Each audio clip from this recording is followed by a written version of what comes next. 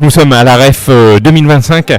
On va faire un sacré beau reportage sur cette REF 2025. La REF, c'est quoi? C'est l'université de rentrée des entrepreneurs, du MEDEF, des patrons. Et on va voir dans un instant l'ancien président du MEDEF, un des anciens présidents du MEDEF, Pierre Gattaz, qui va nous expliquer un petit peu son livre qui va sortir le 1er septembre, et puis son association, parce qu'il a créé une association. Voilà, il va nous en parler dans quelques instants.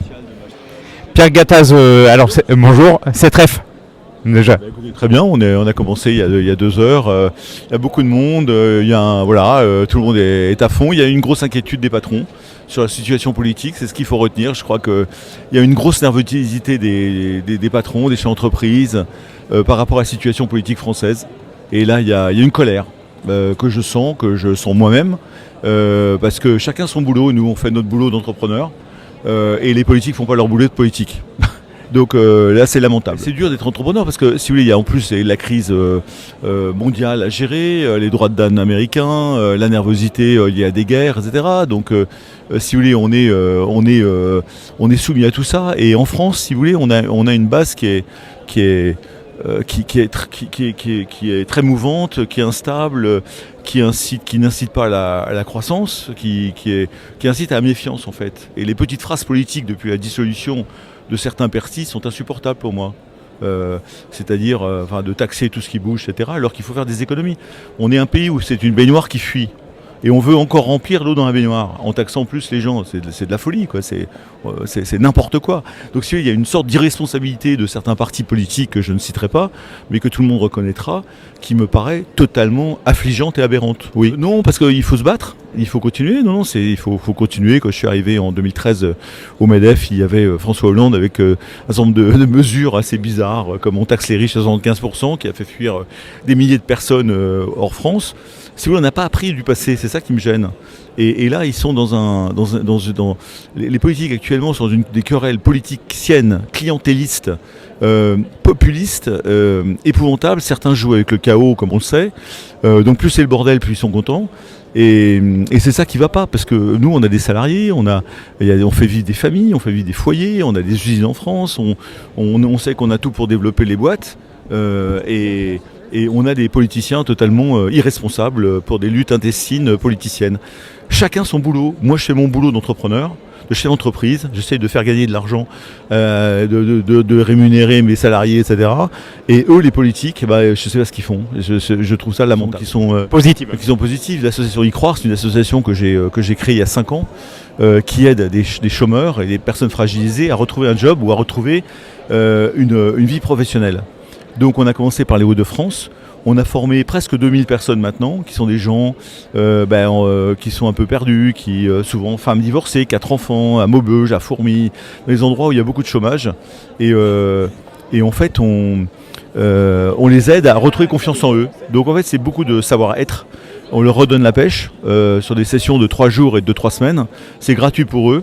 Et on a formé 2000 personnes, et sur la mesure des gens qu'on a fait, il y a 75% des gens qui ont retrouvé un job, ou qui ont créé leur petite boîte, ou qui ont rechangé de formation. Donc ils se sont remis en position d'avoir la niaque. Alors, la jeunesse, c'est que ça a commencé par, figurez-vous, Moussa Camara, déterminé, qu'on a vu là, il n'y a pas très longtemps, qui quand j'étais en 2013 ou 2014, j'ai vu ce jeune qui est venu m'interpeller en me disant: Monsieur Gattaz, je voudrais aider les jeunes à créer leur boîte dans les banlieues, à promouvoir l'entrepreneuriat dans les banlieues. J'ai dit: c'est une super idée, on se revoit. Donc on s'est vu, je lui ai ouvert la porte du MEDEF, les salles de réunion, etc. Et on a fait plusieurs promotions pour former des jeunes qui avaient des projets d'entreprise. Donc on a fait ça pendant 5 ans. Bon, après je suis parti du MEDEF, et je me suis dit: bon, Moussa fait ça très bien dans les banlieues, moi je vais faire ça dans les territoires.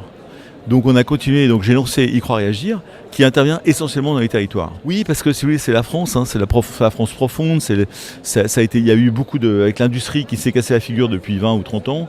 Il y a plein d'usines qui ont fermé, qui n'ont pas été remplacées. Il y a beaucoup de territoires en détresse, dévitalisés, et donc des gens qui sont un peu sur le carreau. Et donc il faut s'occuper de ces gens-là, parce que ce sont des êtres humains qui sont méritants, ils sont au mauvais endroit au même moment. Donc il faut s'en occuper pour qu'ils rebondissent éventuellement dans des métiers de service, dans d'autres métiers. Ou qui changent éventuellement de région s'ils peuvent, ce qui n'est pas facile parce que quand vous avez des enfants à la maison, etc., c'est moins facile. Mais voilà, on les aide à retrouver un sens de la vie et un goût de la vie et un goût de la vie professionnelle. Ils croient réagir, absolument. Il y a toutes les informations, on peut absolument. La dernière actualité, c'est un livre en fait qui va sortir le 1er septembre, mais déjà disponible un peu en librairie depuis aujourd'hui. Je le lancerai officiellement dimanche et lundi, 1er septembre. C'est un livre en fait qui essaie de redonner une vision au pays. C'est d'anti-social, libéral, enfin beaucoup d'incompréhension en fait de ces réformes. Et on les a pris une par une, il y en a 30, et on fait le lien avec le pouvoir d'achat des Français. Donc en fait, c'est ça l'originalité du livre, c'est qu'il a été créé je l'ai coécrit avec 3 patrons de terrain engagés, qui sont Michel de Rosen, Xavier Fontanet et Maxime Ayache. Et on a écrit ce bouquin en 1 an. Et donc on a fait le lien entre toutes ces mesures économiques et le pouvoir d'achat. Et finalement, ces 30 mesures, si elles sont appliquées, pourraient amener une 30aine de % de pouvoir d'achat en plus à 10 ans aux Français. Vous savez, moi je suis toujours surpris par la Suisse, qui est un modèle que je trouve formidable. Les Suisses, ils ont un SMIC net à Genève de 3 800 €. Comment ils ont fait ça ? Ils ont fait ça en bossant, ils ont fait ça en étant sur la balle, en faisant moins de politique que nous, en ayant moins de... Voilà, avec un code du travail qui fait 80 pages, nous on en fait 3800, vous voyez. Il y a plein de choses qui fait qu'on facilite la vie des gens, et à la fin il y a un retour. Il y a un retour par le pouvoir d'achat. Alors certes la vie est chère en Suisse, mais l'équivalent de 3 800 € net, j'ai fait le calcul, de SMIC, c'est bien 2500 net en France. Vous voyez, donc l'écart reste important, même si beaucoup de choses sont à payer en assurance, etc. Donc tout ça pour vous dire qu'il y a plein de choses à faire et que ce modèle suisse, il n'y en a pas que celui-là. Il y a Singapour, il y a l'Allemagne, il y a la Suède, ils ont fait des réformes, les Canadiens ont fait des réformes. Et pourquoi pas nous ? Voilà. Non, pas du tout. Je vais vous dire, parce que moi je ne suis pas un politique. Je suis un passionné de la France, je suis un patriote français, je suis un Français jusqu'au bout des ongles, mais chacun son boulot. Moi, je peux aider, je peux apporter une expérience, une expertise, une expérience du monde. Je contribue par des posts sur LinkedIn le dimanche matin, par des livres que je fais, par des conférences que je fais. Voilà, mais si vous voulez, après, il faut sans doute quelqu'un. Alors, un chef d'entreprise, ce serait formidable, je pense. Arnaud qui a le sens bon, je pense qu'il faut quelqu'un de courageux, je pense qu'il faut quelqu'un d'empathique, parce que il faut quand même embarquer les Français dans un truc comme ça avant d'avoir un Millet ou un Elon Musk qui va y aller à la serpe, si vous voulez. Ça, c'est l'étape suivante. Donc moi je pense qu'un chef d'entreprise qui sait gérer des hommes et gérer du cash serait formidable. Après, moi je suis pas du tout là-dedans, mais je peux aider une nouvelle équipe avec d'autres personnes qui sont très compétentes et qui ont vu le monde fonctionner. Mais oui, un chef d'entreprise en tout cas, mais pas moi. Dommage. Bon, merci Pierre Cataz en tout cas. Bon courage à vous, merci. Oui, toujours à la REF avec Élodie Bondy, vous êtes à la tête de Calisteo. Pouvez-vous nous présenter un petit peu cette entreprise ?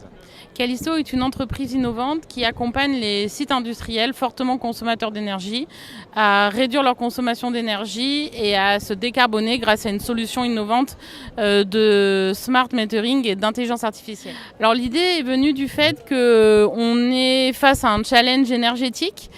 On est tous conscients qu'il faut maîtriser son énergie. Et on est parti du principe que l'on ne peut réduire que ce que l'on mesure. Donc on a créé un système de mesure innovant qui permet de réduire très très rapidement les consommations d'énergie. Nos clients font en moyenne 10 à 20% d'économie d'énergie en 3 mois. Et cela est donc bon pour leur facture d'énergie, mais aussi pour la planète. Au début, en fait, Calisteo, c'est vraiment l'archétype de l'innovation à la française. C'est une entreprise qui est née de la valorisation d'une thèse universitaire, qui a été incubée et qui, en fait, a suivi tout le parcours du combattant, de la création d'un produit à la création d'une solution qui fonctionne bien. L'entreprise a été créée à Sophia Antipolis. Aujourd'hui, le siège social est situé à Nice et notre solution est installée dans plus de 40 pays avec les plus grands industriels internationaux. Quel pays ? Alors 40 pays, c'est quasiment tous les pays européens, les États-Unis, enfin l'Amérique du Nord, l'Amérique du Sud. On est aussi présent en Afrique, au Moyen-Orient, en Asie, et je dirais qu'un des pays les plus exotiques, si on peut dire ça, c'est l'Irak. Pour nous, c'est passage obligé parce qu'en fait, c'est important aussi de prendre le pouls de l'entrepreneuriat français. Moi, je suis aussi coprésidente de la French Tech Côte d'Azur, donc j'ai aussi accompagné des entreprises dans le cadre de la REF.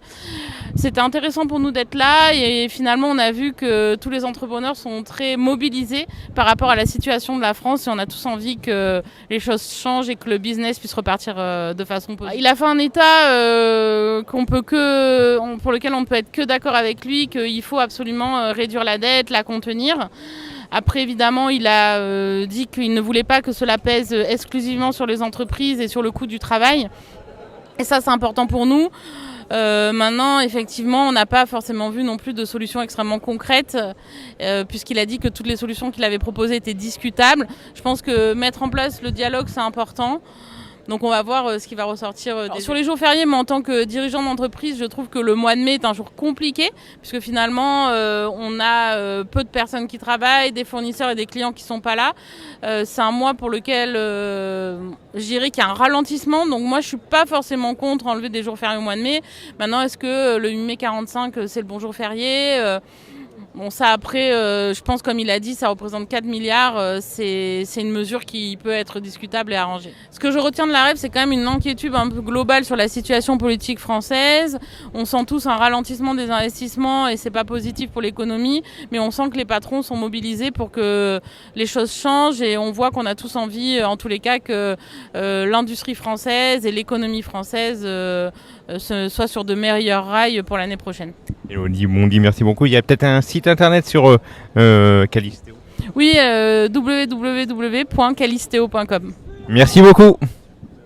Toujours à la REF avec monsieur Christopher Suliman de ICDL. Alors, pouvez-vous nous présenter, Christopher, ICDL? Oui, avec plaisir. Bonjour à tous. Donc, ICDL France, on est l'opérateur français d'une certification internationale qui s'appelle ICDL.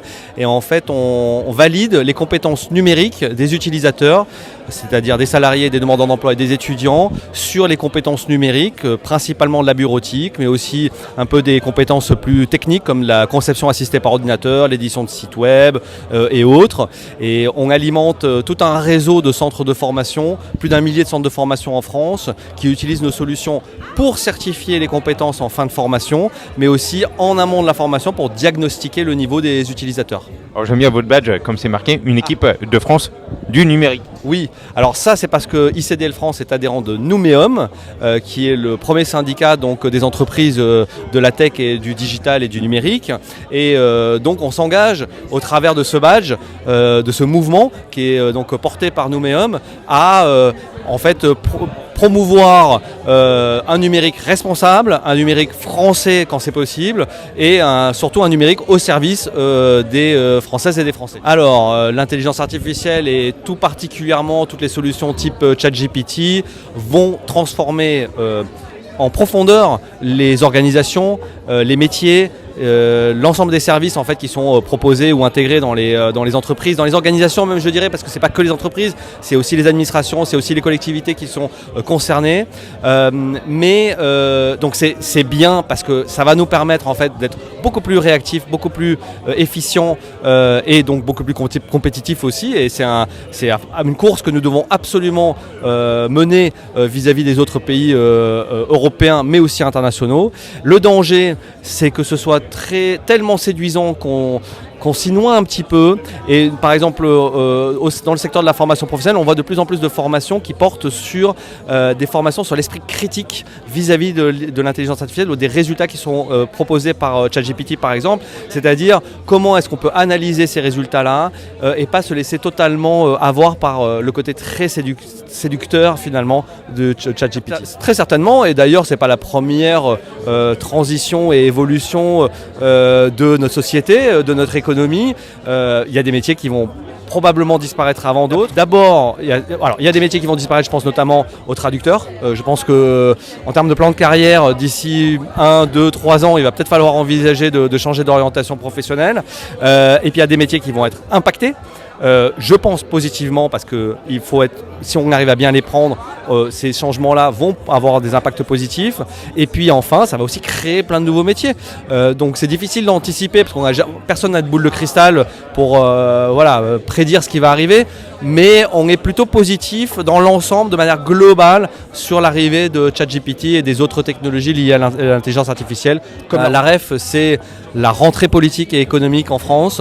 C'est la principale manifestation des entreprises et de tout le secteur économique français, quelles que soient les filières, quels que soient les secteurs d'activité, elles sont toutes réunies ici à la REF. Donc évidemment, c'est un rendez-vous à ne pas manquer. Ça fait la 6e année que ICDL France est partenaire de la REF, donc on ne pouvait pas rater cette nouvelle occasion, en plus d'être à Roland-Garros, qui est un magnifique endroit. On se régale, c'est que du bonheur.